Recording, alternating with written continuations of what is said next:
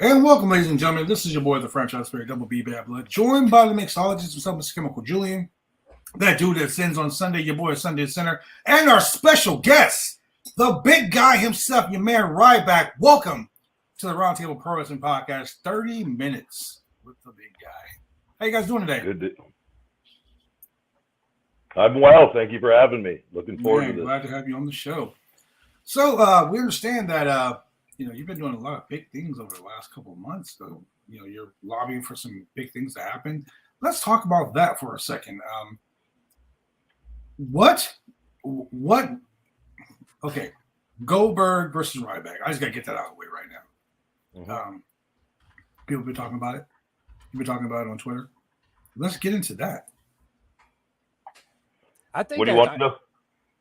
I mean, honestly, I think that's a match that people have been talking about for years. Just because, you got Ryback, who was this big monster like Goldberg was during his WCW run. So you're automatically going to get those comparisons. So, people have been talking about, fantasy warfare kind of fantasy matchup in their head, Goldberg versus Ryback. But I think even today, that's a money match. I'm going to probably do a little heat behind this. Sorry. The big reason I want that, though, and for people to know, is I want to show the big differences between Ryback and Goldberg. Mm-hmm. And this is a perfect opportunity. It's the return and the ending. He issued a match. He said he wanted a retirement match. He wanted one last one. He wasn't happy with, the way WWE, the way things ended. I was there, and I asked for that match multiple times. I never shied away from it. I was told straight up they did not want him in the company. I did not want that match. They did not want to make it happen. I left with my injuries. I had to get my health and save my career and my health and start my business and win my trademark and do all this, handle all this bullshit with all this. And when I leave in Goldberg, they bring Goldberg right in with that. The moment I leave with it, it's not a coincidence with that. And this is it's a very real thing. And I talked about it, and I got some shit on it when I mentioned it in 2016 or 17 when it happened. I go, they did that, and that wasn't by accident. And now his contract is over. He saw the way things happened there. They got what they wanted out of him with that, and he wants one last one. I know what he wants to do. I know he's not happy with the way things ended, and he wants to show the world he wants to go out on top with that. And, nobody has stepped up. Nobody. He literally says he wants one last match. I've not seen anybody in the pro wrestling world. We've got organizations with little kids that are scared of things. I'm a grown fucking man. I want Goldberg. The return and the ending. That's it. I'm going to show the differences that, as similar as we may be in appearance, our personalities are completely different. This is physical acting. I've said this from the beginning, and pro wrestling is the hardest thing in the world, and I have the utmost respect. I broke my back and shoulder for it. I broke my leg. A lot of people don't know this. At 28 years old in the Nexus, I broke my ankle like Conor McGregor, that ankle flopping. Ooh. I popped up. I didn't sit down. I popped up, and I had an entire comeback for a minute and a half straight, and I won the match with my leg. I spiral broke my leg all the way to my knee. WWE refused to give that footage or show the fans just how tough it. We would have put that Triple H video with his quad to shame. And that footage exists, and they don't want people to see it. And that would have done me a lot of favors for people to how much I fucking love it. I literally broke my ankle in 3 places, flopping around, popped up and kept running, and spiral broke my leg to my knee. I am hell-bent to show people this, my love and my passion for this, and what I've had to overcome to get my health back and defeat WWE in every which way to win everything that I created with this. He's a free agent. I'm a free agent. Feed me Goldberg. That's it. And that's where I'm at with all of it. This isn't like cutting. This is the real deal. Like this is my life. I've had to fight to keep my life and everything that I have. This company tried to destroy me. This is as real as it gets. In a world where people say it's make believe, this is as real as it gets with it. So that's where I'm at. I remember when you were in WWE, kind of towards the end there. I don't even know if you can call it a promo, kind of where you're standing in the ring and you were going back over each section of your career in pro wrestling. And I think your passion showed through there. You know, you have people like Goldberg who maybe weren't passionate about wrestling during their heyday. I think once he had his son, he got a little more passionate about it because it was a big part of his life. But, you know, you are someone, and you showed this on TV, and I've seen interviews where you showed it as well. You were very passionate about pro wrestling. It wasn't just a job. I love it. I grew up loving it just like all of you. Right. And I played sports, and I wanted to do it, and I got into it at 22.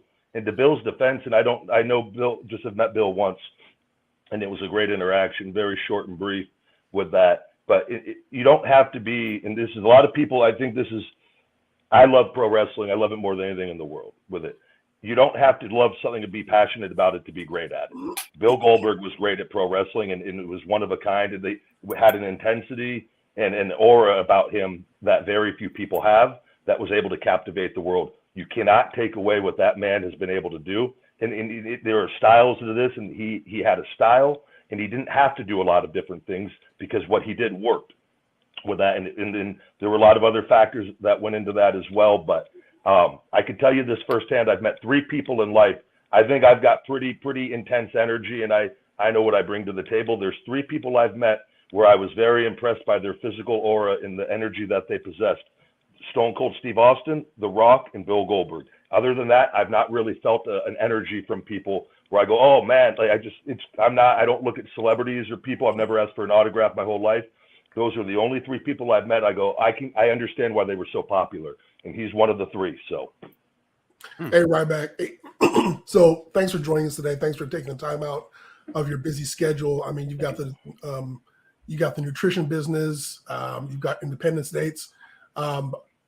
Quick question for you. When you're looking to have this set of matches, it's not going to be a single match, but set of matches with Goldberg, what kind of platform are you looking for? Are you looking to do like the indie circuit? Are you looking to go like with AEW?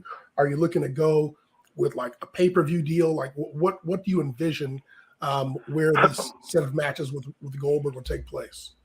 Ultimately, that's going to be up to him. I'll tell you the next step of this. My first step was creating buzz and just seeing where everything was at with all of this. And seeing, obviously, you get the people that are for it and the people that are against it, then they start arguing. And so that's a really good thing with that. The next step that has to take place is, and I've got the contact to get contact with Bill and have a conversation. Because ultimately that's going to be his choice. I can tell you personally, for this to be appealing to me, I want it to be on the biggest platform that it could be on.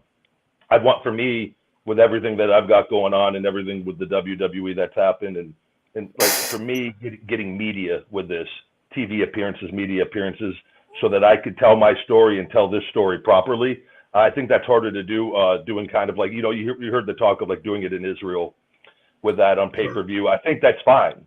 I understand that, and I'm not against that. But I do think it is better served with him and him going. I think that's better to be. I think it would be better to be done at AEW All In if it's something that could be done and worked out. I don't see how. I just think, but there's a lot that would go into that, and that's ultimately going to be Bill's decision, and ultimately going to be the organization's decision if that's even a possibility.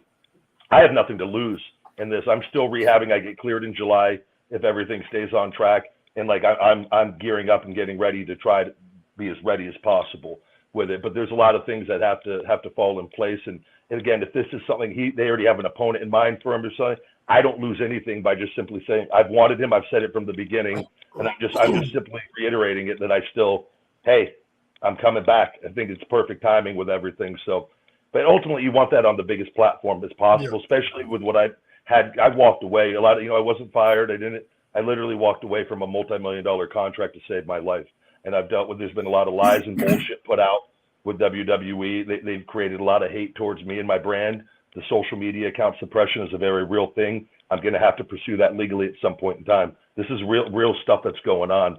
So for me, you know, overcoming what I've had to get back to this point, I want it on the biggest stage possible. But there's a lot that goes into that, man. And part of the reason why now the timing is everything, and I'm taking on all the lies and the bullshit that 2-3 years ago when stuff started happening, and I saw some things coming out, you know, like the Mark Henry stuff. And look, now bust it open, put me on, let's go. Let's address all the lies, all the BS, anybody, the Cornets, everybody coming at him. Let's talk. Nobody's taking me up on it because I'm calling because they know the truth. In WWE, the Booker stuff, let's talk, backs down. That's WWE. They don't want the story coming out. They thought I was done, and they thought they were going to destroy and kill me, and they didn't.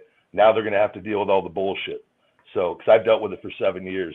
There's nobody more motivated or hungry with me as me with this. So it's just, but the timing is everything, and that's why now get the buzz, everything, start doing the interviews. Because 2-3 years ago, I had where was I going? I wasn't going anywhere. I was told I was never going to wrestle again. Now I am going to wrestle again. Now it serves me to fix all these fucking lies and the bullshit that got created. Well, I'm going to tell you this, straight up facts. You versus Goldberg will sell out an arena. I know it will because it's the buzz. It's the buzz that's been created. You know what I'm saying? There are places like Prestige Wrestling that they're a top indie company. They're blowing the fucking water. They're blowing everything up. Like they got shows all over, and they're like one of the main event shows around. What about New Japan Pro Wrestling? You guys could do something right there. That could sell out the fucking Tokyo Dome. I mean, let's be honest. Yeah, but I think it just depends on, again, Bill, what the options are.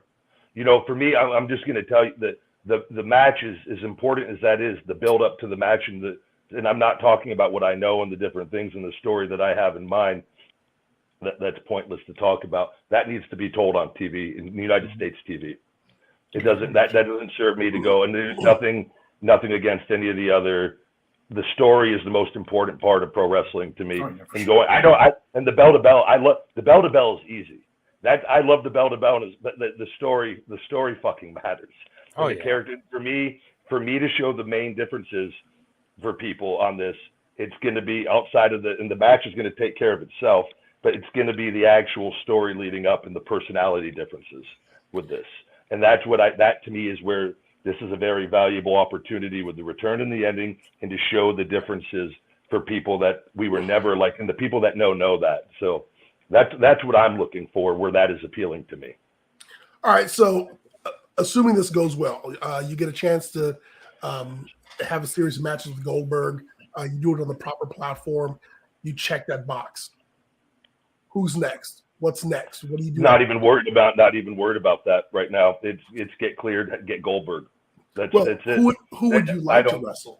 It doesn't. It's all my energy is going into making this work right now. There's no point. It's pointless to worry about anything after that right now. It's a fight. That's like asking Conor McGregor if he was going to fight Michael Chandler. He has to worry about that one first before he worries about anyone else after that. And this is the same thing.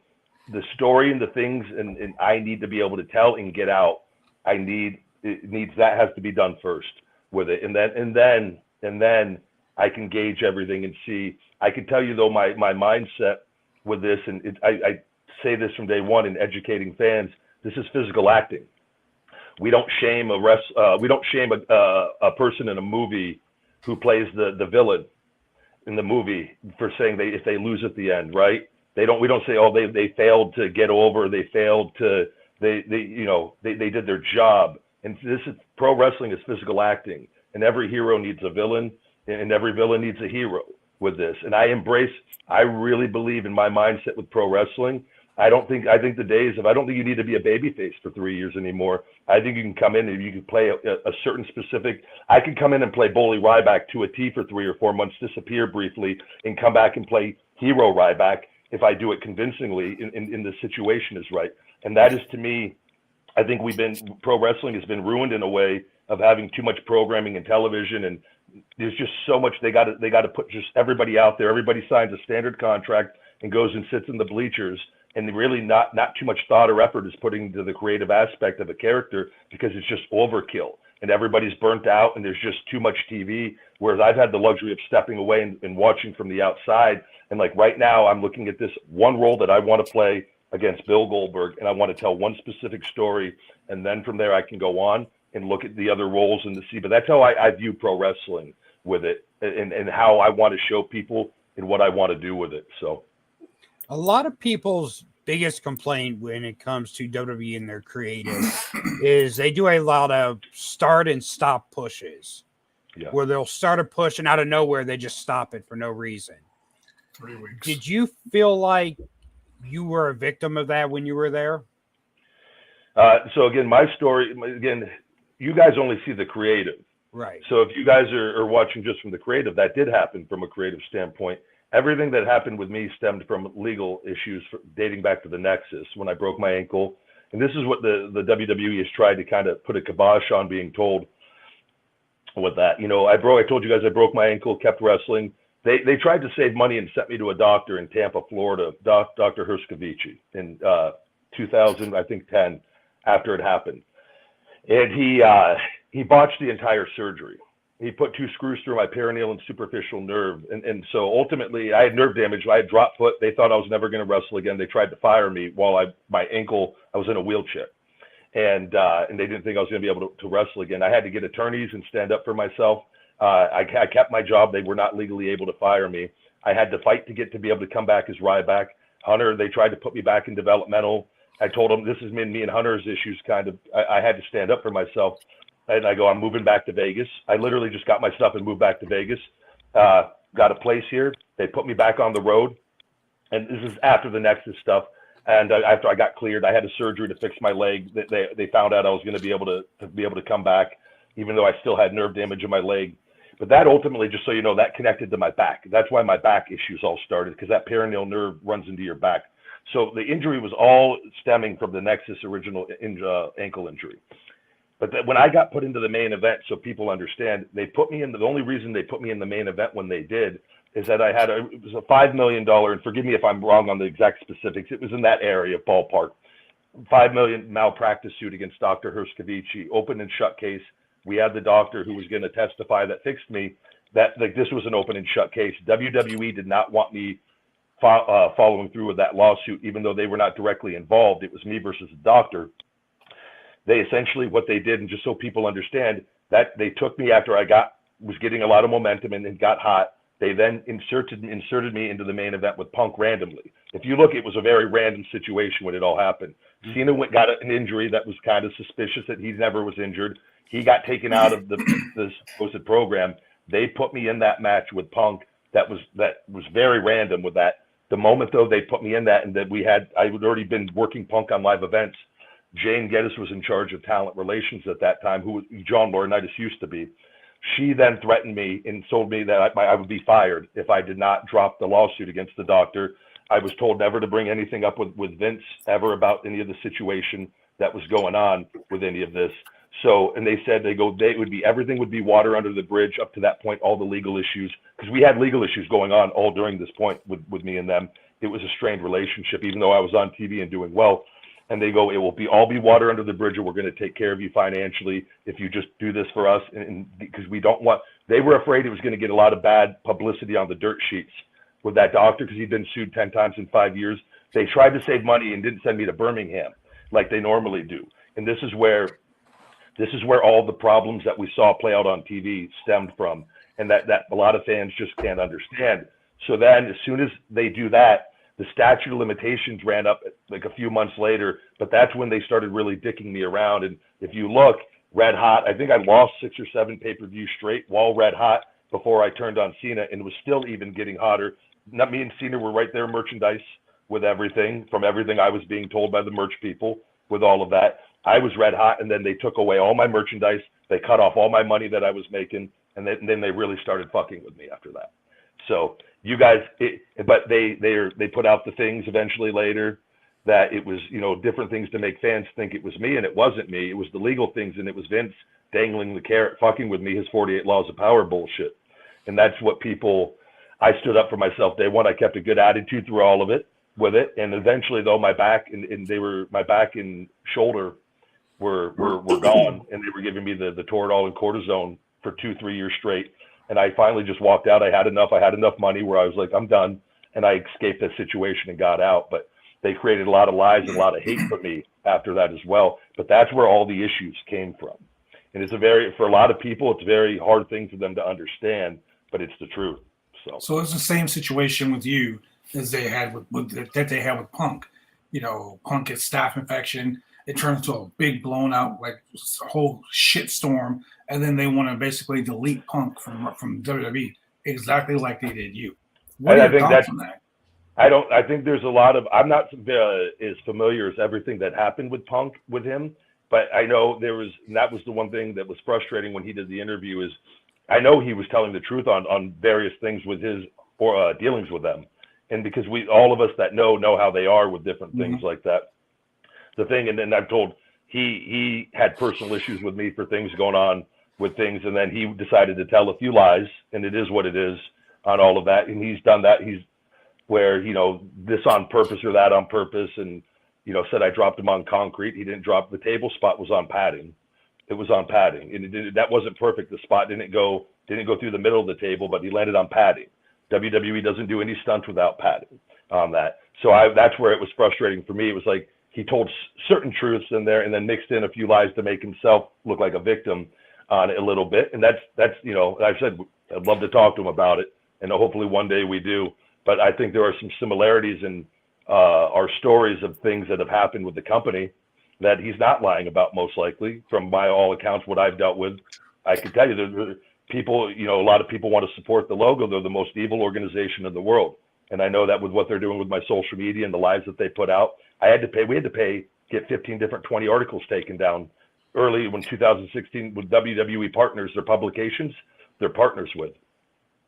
But that was done to try to slander my name and to hurt my brand, because they knew I was going to be trying to take it all. But there are similarities that Punk, what he's talking about, he's probably telling the truth on that with the things that happened. That's how they are. I mean, when it comes to somebody's health, honestly, you can do one or two things. One, you can shit or off the pot. Or two, you can say something about it. Punk said something about it. You said something about it. How long do you think this shit has to go on in the WWE before someone finally just calls a spade a spade? What we need to happen is we need AEW to keep getting bigger and better and to keep treating wrestlers better and doing it the right way. And then more wrestlers leaving WWE and going there. And that's going to force them to have to change their hand to how they play their hand. That was my next question to you, too, about AEW. What are your thoughts on AEW and the way that Tony Khan has built an organization over the last 5 years? They've become, I mean, we talk about it every week on our podcast. People watch the WWE not because, there's so much great wrestling there. They watch it because they've been programmed to watch that every fucking Friday, every Monday. You got 8 p.m., 5 p.m. Pacific Standard Time. You're sitting there for 3 hours watching Raw. For years, you've been doing it. You go to pay-per-views for years. It's WrestleMania, it's Survivor Series, it's SummerSlam. It's, like these things are ingrained in you because you've been a wrestling fan for fucking 50 years. And that's exactly what you do. And now AEW comes along, you got all these haters because AEW is selling out a building in the UK right now that the WWE is like, well, no one can do that. Boom, now all of a sudden it's fucking happening. What are your thoughts on the comparison between the IWC's hatred for AEW over WWE? Oh, well, I think WWE, with the television and production standpoint and all the talent, they put on great shows with that. There's no debating that. They're the top wrestling organization in the world. With it, just from they've been around and what they have built, that thing is a monster with that. And I love the way that they produce and the way that I love the way that the theme music sounds. There's certain things that I wish AEW can continue to improve on, from a production standpoint. Like, I just think WWE they're so skillful on just the way the colors look on the TV when WWE is on. I'm telling you, there's a reason everything they do. AEW has more of a WCW feel to me from a production standpoint. But I always loved WCW as well. I loved how they had different feels.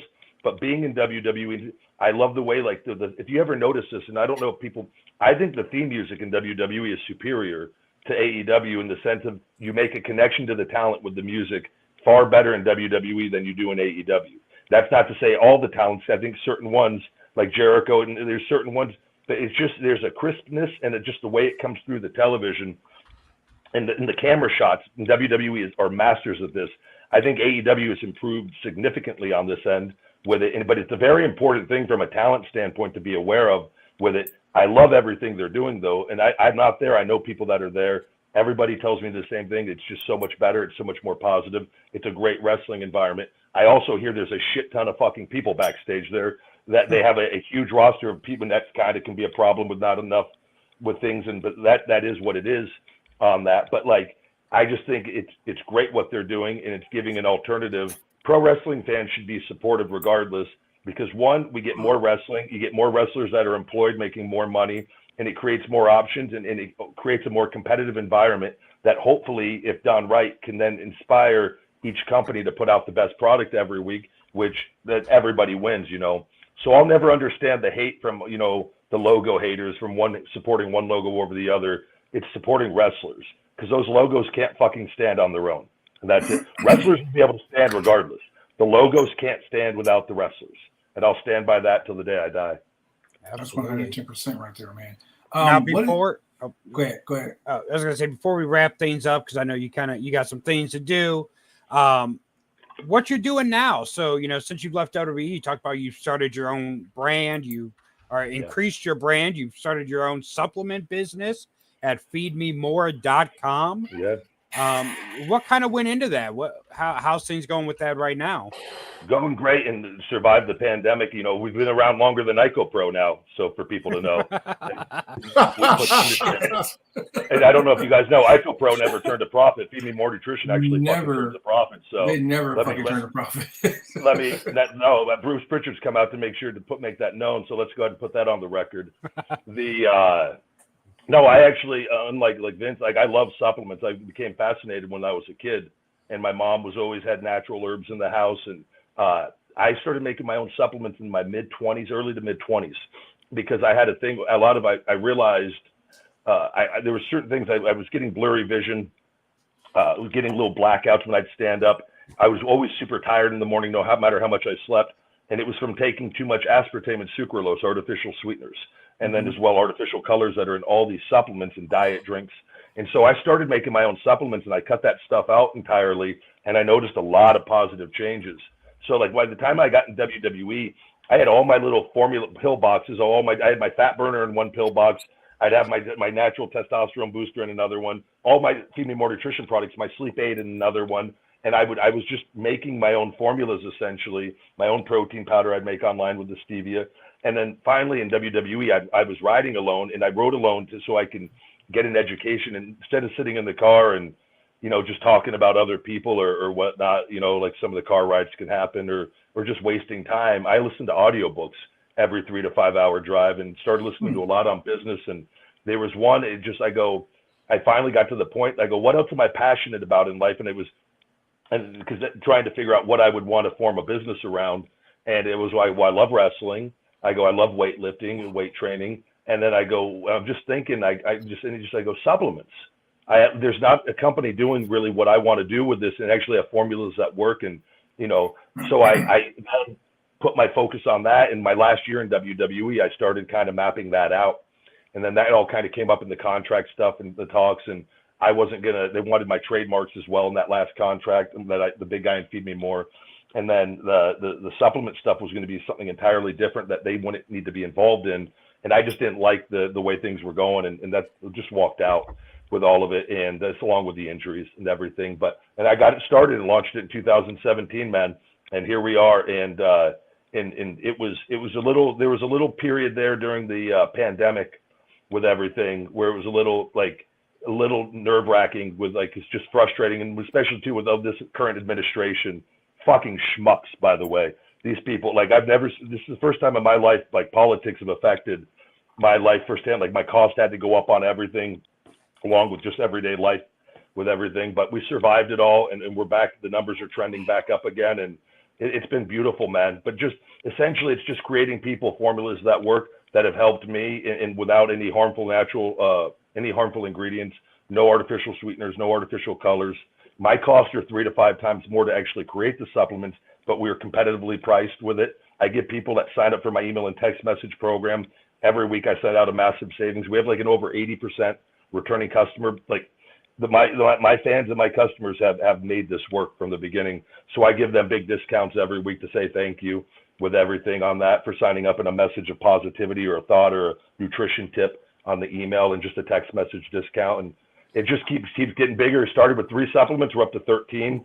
I've got a full merch line, full fulfillment center in North Carolina that does all the merch now that I own my trademarks, and I can make all my own merch. I can license anything out, do any deals. I just came out with a hot sauce also with it. And then, but the supplements, I did everything all on my own. While I was injured, when I left, I didn't want to like get addicted to drugs or alcohol or do anything. And everything I had, the facility, all the supplements were in. I'd get my truck, I'd go load them up every day. I'd kept everything on shelving in one of my offices upstairs. I did all the customer support for 3 years. I didn't need to. I did it though to learn business. I read marketing book after marketing book, helped guys like Gary Vaynerchuk and Grant Cardone, helped me understand the ins and outs of business and getting out of that wrestler mindset and learning entrepreneurship and getting comfortable selling and realizing that I'm helping people benefit their lives with products that work and that have helped me. And with it, I've got people that have lost over 100 and something pounds on my products with that and making lifestyle changes. It's like there's nothing more rewarding to me than people emailing me and just saying you changed my life just from listening to you and using your supplements and adhering to some nutritional changes and physical activity. It's like, fuck, that's the most powerful thing in the world with that to me. So that's why I do my show, the Ryback Show, and I talk to people, whether it's wrestling or that they have nutrition questions or whatever it is. I like being able to try to help and give back and with that. And in the process, yeah, I make money, but I'm doing something I love. And it's when and I learned this along the way, when you just try to help people with it, things typically just kind of go well in life with it. And with no intent, like people ask me for advice. I don't even sell them the supplements. I just give them advice on other things with it. And I don't worry about it because that works itself out in time with it. But it's just something I'm passionate about and I love. And I'm a big believer, what we put into our bodies, life is energy, food is energy, and we use the best ingredients with that to get supplements that actually work. So it's a cool thing, man, to grow where we are. And I look forward, the moment I'm able to get back, I'm hoping to land a big distribution deal, get in all the GNCs and all the stores. And it's been, 7 years essentially of work, 6 years of the company existing and growing, and it's a beautiful thing that I'm going to do for the rest of my life. Damn, that's pretty good, man. I'll definitely have to look into that. I need to lose a little weight, so I'm going to check out that weight loss supplement. Now, I heard you talked about it earlier before we went on the air. You kind of have a discount going on right now for people. Yeah, new customers, if any new customers can save 30%, discount code Ryback30, Ryback30 on feedmemore.com. Also, we're doing a free Feed Me More Nutrition shaker bottle with everybody. It'll pop up when you add your first item, but we've got all the merch on there as well. And then anybody that's a returning customer, feed me 20, feed me 20 for 20% off. But all new customers get a one-time code Ryback30. All right, that's like 50% off right there. God damn, that's All right. pretty good fucking deal. Hey man, thank you very much for joining us here on the Roundtable Pro Wrestling Podcast. Ladies and gentlemen, if you want to find out more, go to www.feedmemore.com. That is www.feedmemore.com. Thanks, Ryback, for joining us here. And we'll see you guys later on. Oh, wait, hold on. Before he leaves, we got to ask that one last question. Oh, Jesus, yes. no. Where can we find you on all your socials? Okay. Instagram, Twitter, Facebook, all that. Where are you located? Where can we find you? Because everybody wants to keep in touch. Everybody wants to know when your matches are going to happen, when you're going to be hitting the road. So let us know where to find you. How can we keep up to date with Ryback? Well, the big thing, I got my Ryback show Monday through Friday on Ryback TV and all podcast platforms. You can find me on there, and that'll direct you to a lot of other things. But I'm at Ryback on Twitter, TikTok, and Instagram, the big guy Ryback22. My TikTok, I'm trying to get that account free. WWE, ever since they announced their partnership, they suppressed my account. It was The Rock and then me. I was at 3.6 million. They have kept me frozen there now for a long time after gaining and gaining and gaining. That's and why I can't find you now. Fuck. I have more followers, and I'm going to toot my own horn on this. Despite not being on TV and creating that TikTok a few years ago, I've got more followers, substantially more followers than anybody in pro wrestling active today. with that. So to go look and see how suppressed the account is, this is the WWE has something fucking coming down the road with what they're doing. What they're doing is illegal and it's not right. And I'm coming for them. It's going to happen because the truth always wins.